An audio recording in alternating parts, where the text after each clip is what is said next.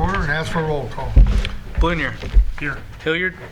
Here. Leach. Here. Menold. Here. Newman. Here. Parrott. Here. We have a quorum. Join me in Pledge of Allegiance. I pledge allegiance to the flag of the United States of America and to the republic for which it stands, one nation, under God, indivisible, with liberty and justice for all.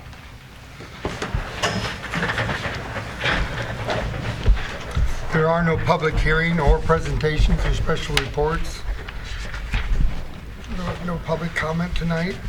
I do have one announcement. The Village of Morton has been notified by the Tazewell County Health Department that a bird found in Morton has tested positive for the West Nile virus. And we will provide information on mitigation measures as soon as that information is received from the health department. And you'll find that mitigation information on our website and Facebook. So, the consent agenda tonight is the approval of the minutes of the regular meeting of September 7th, 2021, and approval of the bills. If we could have a motion. I so move. Second. Any comments? Call the roll. Blunier. Yes. Hilliard. Yes. Leach. Yes. Menold. Yes. Newman. Yes. Parrott. Yes. Motion carries. The only thing I have tonight is the trustee assignments for the next 2 years. And Trustee Newman made me aware that I did not put the gas department on there, but that was going to be under Brad Menold also. So if we could have a motion. So moved. Second. Any comments? Remember, all the trustees can be involved as much as they want in any of your departments. Call the roll. Parrott. Yes. Newman. Yes. Menold. Yes. Leach. Yes. Hilliard. Yes. Blunier. Yes. Village clerk, Nothing tonight, Your Honor. village administrator, Nothing tonight, Your Honor. chief of police. I just had one thing tonight, Your Honor. I just wanted to give special thanks to the Public Works Department with the assistance with setting up for the Pumpkin Festival this year. We gave them quite a few extra duties with no parking signs and stuff like that. And they just did a really superb job, and just wanted to give them a special thank you. So. Okay, thank you. Corporation Counsel. The first item I have tonight, Your Honor, is a resolution approving a second amendment to real estate exchange agreement between Morton Community Unit School District number 709 and the Village of Morton. Do we have a motion? Motion to approve. Second. The amendment to the agreement extends the date for closing and final performance primarily of the real estate exchange agreement that was part of the junior high expansion. There is one remaining parcel of property that's left to exchange between the parties. And so this extended dates through the updated timeline for completion of the project and allows us to get the remainder of the deal finalized. Any questions? Call the roll. Newman. Yes. Menold. Yes. Parrott. Yes. Hilliard. Yes. Leach. Yes. Blunier. Yes. Motion carries. Next item I have tonight, Your Honor, is a resolution authorizing the execution of a side letter agreement between the Village of Morton and the International Association of Firefighters Local 4952. If I could have a motion. So moved. This side letter agreement pertains specifically to the 13th paramedic and adjusts the essentially the mandatory hours worked to receive the full salary from $29.12 down to 2,496 hours per year. And this was achieved through collective bargaining between the parties, or impact bargaining between the parties, and would resolve pending grievances. Any questions? Call the roll. Leach. Yes. Newman. Yes. Menold. Yes. Parrott. Yes. Hilliard. Yes. Blunier. Yes. Motion carries. That's all I have tonight, Your Honor. All right, Director of Public Works. Several items tonight, Your Honor. First, I'd like to ask for approval of the landscape waste program extension with R&R Services of Illinois. Could we have a motion? Second. We've worked with R&R for, well over a decade, so we'd like to extend this for the next 2 years. The upcoming one here in October is under the last one. This is a 3% increase over the last 4 years to a total of $40,332.45. I did want to point out in 14 and 17 it was $40,157.72. So I think this is an appropriate agreement here, and I would appreciate your review of this, and I hope we can continue with R&R services. Any comments? Call the roll. Parrot? Yes. Newman? Yes. Mennel? Yes. Leach? Yes. Hilliard? Yes. Blunier? Yes. Motion carries. Next is item B. This is an ordinance declaring GPS equipment surplus property and authorizing sale of same to Oak Grove Landscaping Incorporated. Do we have a motion? So moved. Second. We budgeted this year to upgrade our GPS equipment that Jamie Bullard mostly uses, but Nick Armstrong and the rest of our crews. And our last one was purchased in 16. So what this is instead of us trading it in, Oak Grove, Nick and Jamie have actually worked with them on a lot of the new house builds, so they expressed interest, and my hope is we can sell it directly to them because it'll actually make our life a lot easier on some of these projects. Any comments? In general, or basically, what's this used for? The biggest thing is grading inspection. We do use it for foundation footing, and then pretty much anything. I mean, water, gas, to basically locate, GPS, so XYZ coordinates, to whether it's to get back on our GIS or to do some engineering ourselves. But it's actually used now today by multiple departments. Water and gas distribution, wastewater, stormwater, and then just general stuff that I'm involved with too. Does that make sense? Yep. I mean, I could talk to you for hours, but No, but yeah. just for Location, yeah. And we got this in 2012, and we actually had an agreement, that's under the next one, but with TopCon, typically here at Trimble, but we use TopCon, it's a little easier to use, so we felt like our guys could use that. So if you go to Village Hall, you can see the base station on the top of the building there, and from that we get free subscription to that, so we don't have to pay monthly to use that, if that makes sense. Yep. But yeah, it's a huge tool in the work we do. Thank you.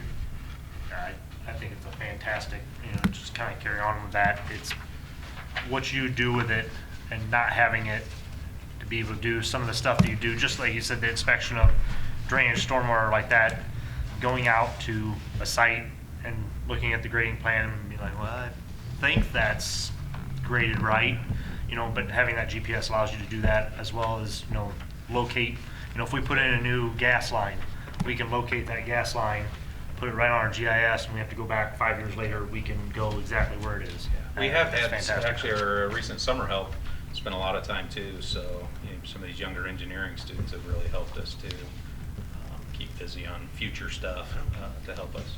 Good. Any other questions? Call the roll. Blunier? Yes. Hilliard? Yes. Leach? Yes. Mennel? Yes. Newman? Yes. Parrot? Yes. Motion carries. Next is item C, is a resolution authorizing agreement with TopCon Positioning Systems Incorporated. Move to approve. And basically, this is an agreement, basically. Second. Oh, sorry. Thank you. I got ahead of myself. This is an agreement just updating our previous ones for the base station and all that. Pretty Any minor questions? detail. Call the roll. Parrot? Yes. Newman? Yes. Leach? Yes. Mennel? Yes. Hilliard? Yes. Blunier? Yes. Motion carries. That's all I have tonight, Your Honor. Okay. Zoning and code enforcement. I Brad. have one item tonight, Your Honor. Resolution authorizing filing of the zoning amendment with the Planning Commission for the rezoning portions of First Avenue. Motion to approve. Second. Go ahead, So Brad. included in your packet is a map that shows the current zoning and a map that shows proposed zoning. There's also a list that gives the parcel ID and the address and the proposed zoning changes. This was an effort from Trustee Hilliard, so I'm just going to defer to Trustee Hilliard that you may want to elaborate on this. A few meetings ago, we had a young lady came to look at moving into a daycare preschool, and it just didn't quite fit for that neighborhood. And as we started looking at this, the best we can tell, probably sometime in the 1970s, we believe that this was moved from residential 1 into the B1 and some B2 in there. And for whatever reason, it's just not progressed. And talking with our legal counsel, he's seen this same thing or occur in other municipalities where they envisioned this type of growth for the B1, B2 that just never transitioned. And it seems prudent to me that we move it into a R1, back into what it really is. Now, there are some businesses, there's a couple of businesses, hair salons, that are in there right now, but they would just transition into non-conforming, much like the residences are now. So where they're all non-conforming in the B1. The only exception is the church, which is the B2, and we'll also move that into B1, but they're allowed to be there with the special variance with the church. So that's sort of the thought process behind that. Another item on this is, I know 2 or 3 years ago, we had a woman who was purchasing a home and had difficulty getting a mortgage because the property was zoned commercial. So I think this would help the residents there be able to get mortgages on their homes because they're put them back in residential rather than commercial property. Well, and on that same line, we a few months ago we had a situation with a business on Jackson Street next to where Ludwig Mortuary was, where Dr. Level put his new business.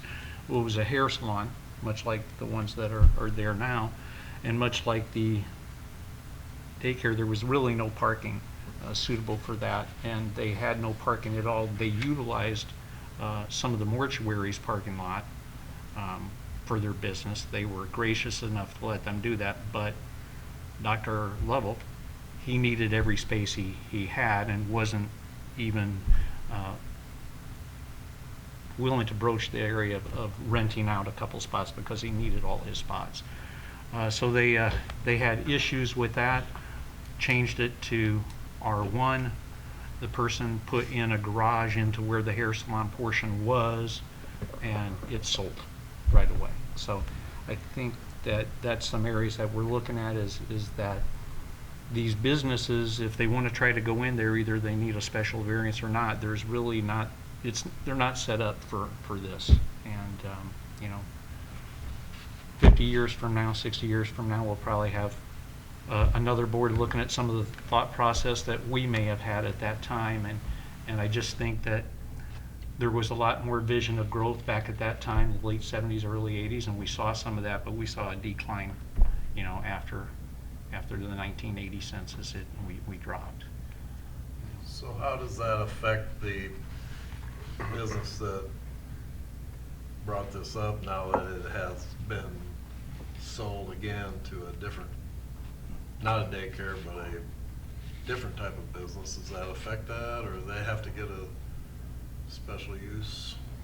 But I am aware that it's sold. I'm not aware what it's sold to. And let our legal counsel.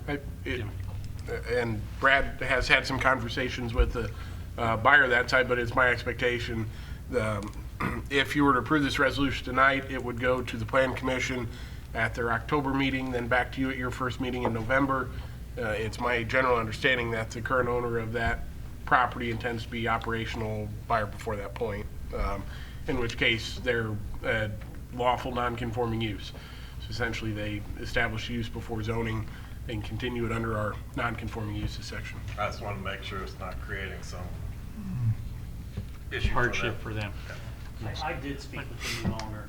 It's, they're opening a nail salon, so yes, that's conforming to B2. And to just explain a little bit, this is a resolution for us to take it to the Planning Commission for them to review it, and then they would give a recommendation to us, which we would come to us on our the first November meeting. And they would have the public hearing on their end as well, right? Correct. Okay. Well, and to go along with that, I 100% agree with you. I think this should be, residential, no doubt. But my only hesitation is if somebody bought one of those properties along there because it was zoned,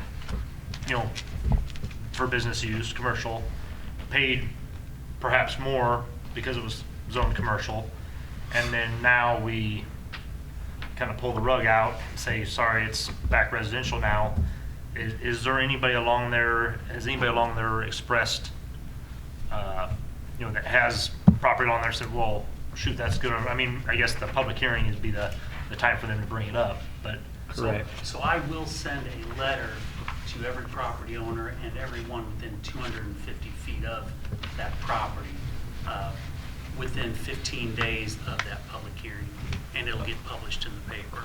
Okay. So that will be an opportunity for them, 15 days, to call me with questions if they have any concerns, and then they can come to the public hearing. Okay. Is this an all or nothing kind of thing where it's, okay, we want to change all of this, to residential? Well, if say there's 2 properties on there that business owners, that have businesses now, Right. say, hey, we don't And- want to become residential property because it affects our property value. Is that something that we would consider? It still is going to, and I think it's much cleaner if we do everything all residential. And what it would do is it would just flip the table exactly the opposite of how it is now. And how it is now, if you're in a residence and you sell that residence, the person, you have a person has a year to move in and establish it as a residence, or it moves to the B1. And the business that sells that, they've got a year to do that. Otherwise, it transfers into the residential. Did I say that right, Counselor? Yes, you did. And ultimately, supplementing what Trustee Hilliard stated, this matter will come back before you for final action. Planning Commission has the ability, if you adopt this resolution, the petition would be to rezone rezone it exactly as the map shows, so rezone everything all or nothing. But the Planning Commission could make a recommendation that you rezone, 80% of it, and you rezone. Their recommendation could be a modified version of what's before you. And ultimately, it comes back to you, so you could accept or reject the recommendation. So no action tonight absolutely obligates you on implementing this as a slate. One further question. If, say the business operates as a nail salon now, so it's a business use now, so it'd be a non-conforming use. Say 5 years from now, they want to turn it into a hair salon. Does that change the use and therefore they can't change the use, or because it's already a business, it can become another business? My understanding, as long as it is in one of the permitted uses, it would be able to comply. Okay. And a hair salon or nail salon both fall into that. Okay. I'm pulling up a section of your code. It's my recollection's a little bit different. It's my recollection that the existing use can continue, but you can't change the use. So it could continue to be a nail salon, but it's not. You can continue. It's not any use in B2 that was permitted when you started a nail salon. You could switch later to another B2 use. It's a nail salon until it ceases being a nail salon for more than 1 year. Okay. Correct. Okay, any other questions? So we're voting on it to recommend to the Planning Commission to have them look at it. Let's call the roll. Parrot, Yes. Newman, Yes. Menold, Yes. Blunier, Yes. Hilliard, Yes. Leach. Yes. Motion carries. That all you have, Brad? Okay. Village trustees, anyone have anything tonight? I have one thing, Your Honor. I recognize that Chief Miller acknowledged the Public Works for their work, and he did not pat himself on the back, but I would like to recognize him and his troops for the long hours and work that they did this last week. It's much appreciated by the entire village, and though our Director of Fire and Emergency Services isn't here tonight, I would like to acknowledge his staff as well. Thank you for doing that. I had planned on commending all involved, police and fire, village employees, but it just makes me proud to be a part of a community that can put on an event like that, and it was just enjoyable, and it was busy. And I helped out a little bit Saturday afternoon. It's amazing how far-reaching that is. I mean, lots and lots of people and I don't know everybody in Morton, but there's lots and lots of people come to this, and it's just a testament to our community. I shouldn't bring this up, but I'm gonna. Even being able to put your chairs out on Jefferson Street a week before and they're still there a week later. I mean, what a safe community we live in, and I'm just proud of that. But good job for everybody involved. Leanne, the whole bunch. So thank you. Any other comments? If not, there's no need for closed session, so if we could have a motion to adjourn. So moved. Second. All those in favor? Aye. We're adjourned.